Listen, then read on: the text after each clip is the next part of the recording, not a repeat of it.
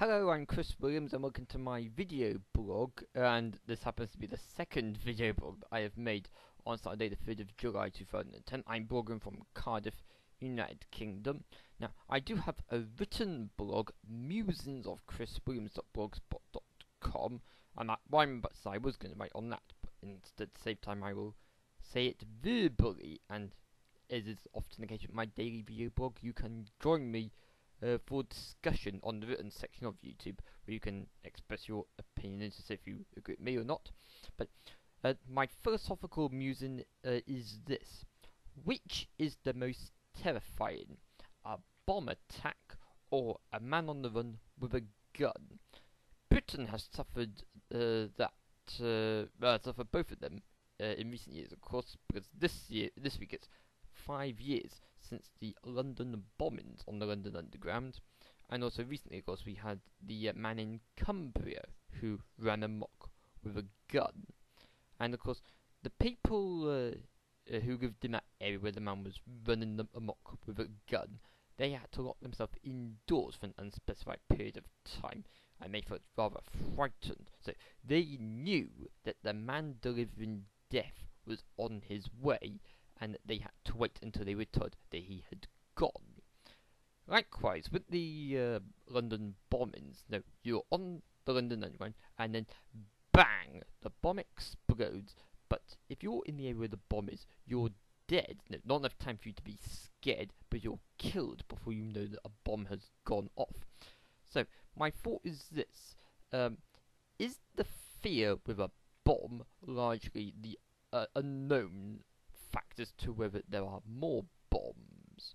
And when you see a man with a gun, you think, here is a man who could take my life, but no guarantee that my life will be taken. With a bomb, of course, you don't see in advance if there is a bomb. You're just worried about uncertainty. You're not sure if your life is in danger.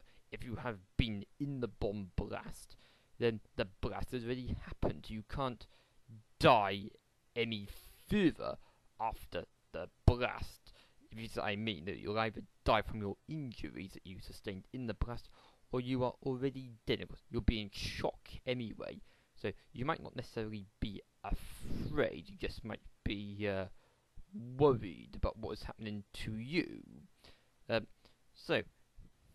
I say, feel free to join me for dialogue here on YouTube and also on the areas where I syndicate this blog as to what you think is the most frightening experience: a bomb blast, or an instance where you are perhaps in a bank robbing. There's a man pointing an offensive weapon at you, where you know that the man is in position to take your life, but you don't know if he is going to take your life, because it could be dragged out over a long period of time, whereas a bomb blast is instantaneous and is over and done with within a few seconds.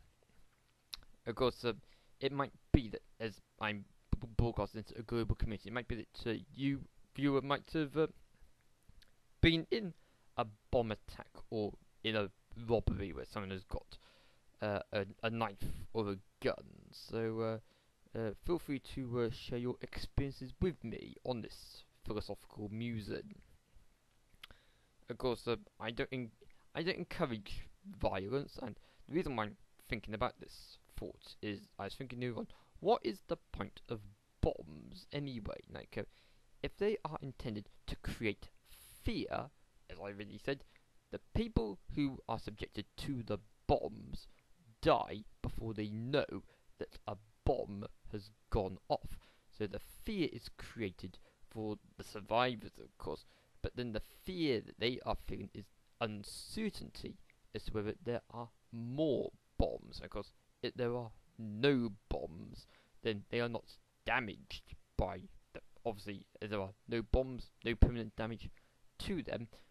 But equally, of course, if you're injured by a gunman, or if you're injured by a knifeman, you know in advance about the weapon, and if you are injured by the assailant, then you will know about your injuries, and you'll know you're going to receive the injuries, you'll know when you've got the injuries, and you'll then be like, oh, I am injured, I need help, I'm afraid, and then of course you'll have obviously the post-traumatic stress disorder afterwards. You're more likely to survive being, you're very likely to survive being stabbed. If you're shot, you'll survive for a considerable period of time. You'll probably succumb to your injuries, but in a bomb blast, you die instantaneously. So, as I say, what do you think is the most frightening experience? A bomb blast or a man going around with a gun or a knife? Okay, thank you for watching this video. I share similar musings like this elsewhere on my YouTube blogging channel, Mr. Chrisoff 2004, and also I sometimes write such musings on my written blog, musingsofchriswilliams.blogspot.com. You can be my friend on Twitter, where I am ChrisAlfW. But until next time, it's bye for now. Bye bye.